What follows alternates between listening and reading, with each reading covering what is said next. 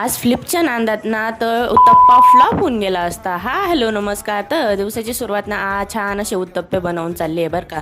आता रात्री ना ताक उरलेलं होतं, मग म्हटलं आता त्याचं काय बनवावं, तर मग म्हटलं रव्याचे उत्तप्पे बनवून घेऊया. आणि फ्लिप करायच्या नांदात ना आज उत्तप्पा पार फ्लॉप व्हायला आला होता. पण ठीक आहे, असे एक्सपेरिमेंट झालेच पाहिजे, खूप टेस्ट झाले होते. नंतर ना बेडशीट वगैरे रिमूव्ह करून घेतलं आणि हे जर केलं नाही ना तर रात्री आल्यावर मला जर बेड नीट क्लीन दिसला नाही ना तर फार बोर होतं. नंतर ना रात्री माझ्या पप्पांनी हे मक्काचे दाणे आणले होते, मग तेच भाजून खाल्ले. आणि घरी आल्यावर भाजीपाला पण घेऊन आलो होतो.